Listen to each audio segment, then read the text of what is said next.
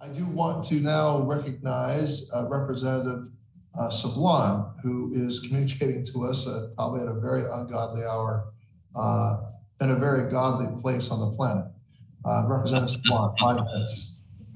Oh, thank you. Thank you, Chairman Takano and Ranking Member Boss for holding this important hearing on veteran suicide prevention.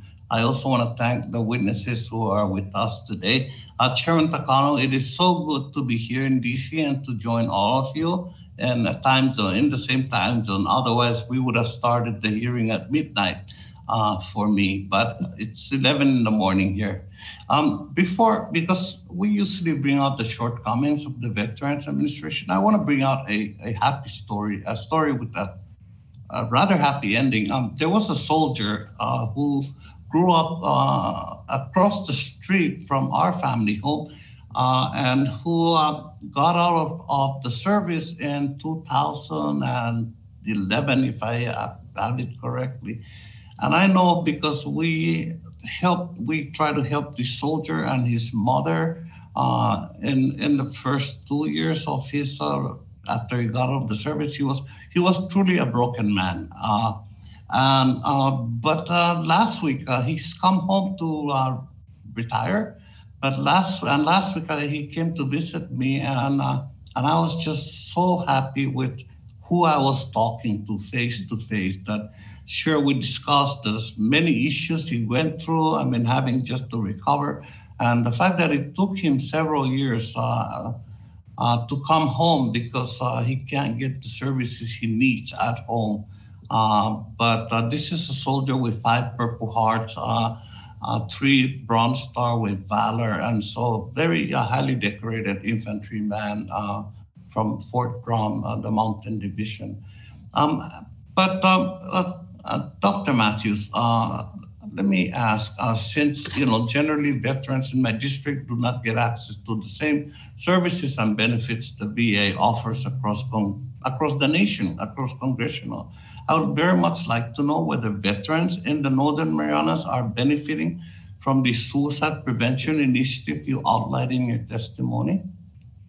Unfortunately, sir, I can't speak directly to veterans there. I can definitely take that for the record to get you some specific information. They do, of course, have access to the VCL and can readily use a lot of our online resources as well as chat functions if indeed that's necessary. But I think unless Dr. Miller, you have some specific data around the Mariana Islands, I think we'll have to get back to you with some data there. I'll just add that a focus of our governor's challenge for this upcoming fiscal year is U.S. territories. And we're looking forward to the opportunity to learn ways that we can improve access to services for veterans in U.S. territories and further the suicide prevention mission in those areas. So looking forward to FY22, sir. All right, thank you. And so again, and maybe this is something you will be able to look at, and without breaching confidentiality, of course. But can you also look at, since I don't think you can tell me today, can you also look at how many veterans in the Northern Marianas have been able to use support offered by the Suicide Prevention 2.0 initiative, the Suicide Prevention Now initiative, and of course the Prevents program, and to look at what is the VA doing to make sure veterans know about the programs and how this congressional office could help. I look forward to you looking at those and providing us with information. Again, Dr. Matthews, you stated in your testimony that most veterans who die by suicide are not receiving VA health care at the time of their death. As I mentioned, there are any number of veterans VA healthcare programs and services that are simply not available in the Marianas for veterans. And coming from a population of 55,000, one death is a death in the community by suicide. It really makes a profound impact on our community. And I know that we have, there may be more, but I know that we have had 2 deaths by suicide. So if you, of course, my plea always is if you would agree that providing veterans with the same level of care available in most of the United States would, so that it would reduce the risk of suicide.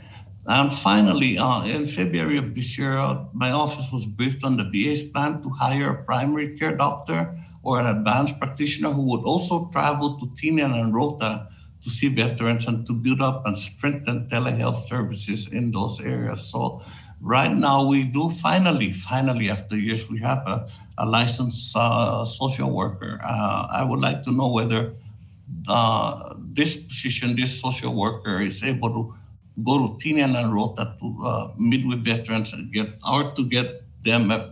a primary care provider, a doctor to visit the veterans in these islands as well. Sir, I'll get some information back about that social worker. I'm glad to hear that person is there. I just am not familiar with what sort of interaction they're having, but we can definitely take that for the record.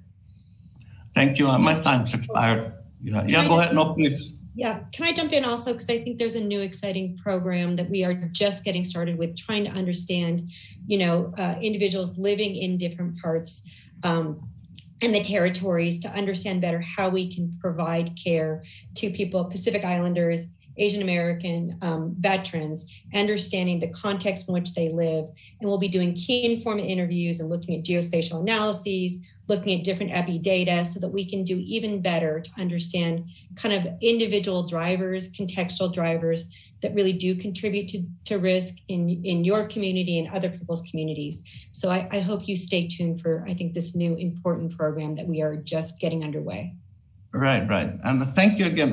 You guys really do some wonderful work. And like this soldier who's returned home to retire, right now we're helping him get all of his records moved to the Pacific Islands Medical Center. So, Chairman, I am way over time. I appreciate your patience. Yes, you are, Representative. Yes, you are.